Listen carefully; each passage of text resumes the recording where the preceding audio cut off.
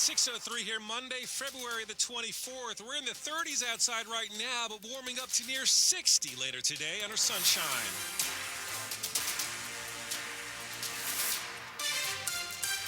Gotta like that. Good morning, I'm John Domen. And I'm Michelle Basch. Our top local story, if you're a Fed, the chances are your to-do list today may include responding to email from the Doge team, an email that requires you to provide 5 bullet points on what you accomplished last week.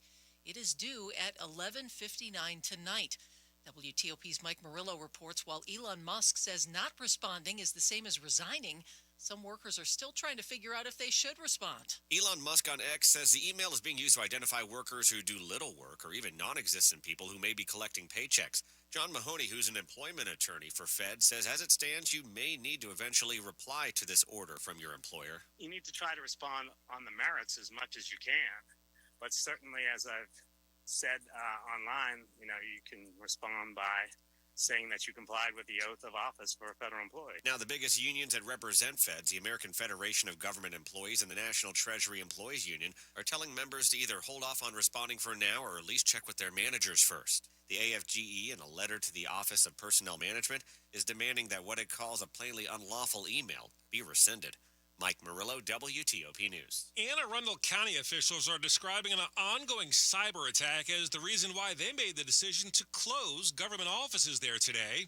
More with WTOP's Dan Ronan. County officials said Sunday night that they've made the decision to close government offices on Monday as they continue their investigation on what they're calling a cyber attack of external origin. The county's 911 and 311 services were not impacted. Officials said county buildings are being closed as a precaution as they continue their investigation and determine how deep the cyber attack is in their IT systems.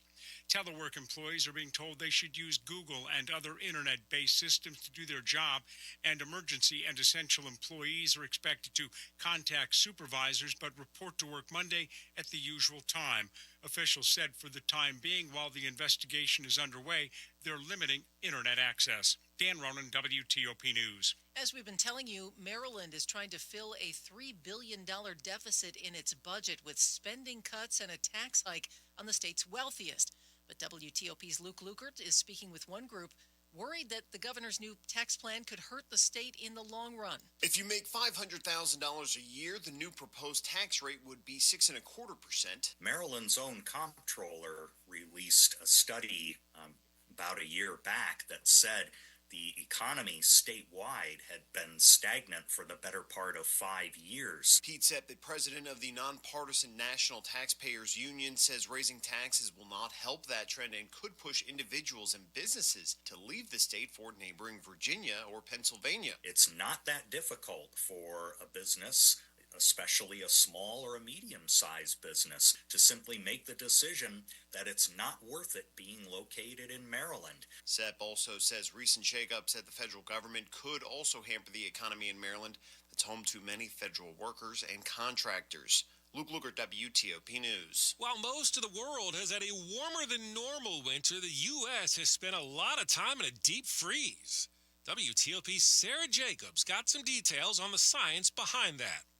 During the winter, the Arctic region spends several weeks without any sun exposure, and it gets very cold. National Weather Service meteorologist Kyle Palozzi told me to get it very cold here, something needs to displace that Arctic air. This winter, it's been a very favorable setup for us with a storm track tracking towards Alaska, pumping a lot of warm air into the Alaska region, and that kind of has dislodged the air from up there and brought it down here. And while our winter has been colder than normal, Alaska and Europe have been warmer. But the big question is the deep freeze over for this winter? Can't say for sure that we've seen the absolute last of it, but this week for sure looks warmer. Sarah Jacobs, WTOP News. Coming up on WTOP in Money News, a popular winemaker says layoffs are coming.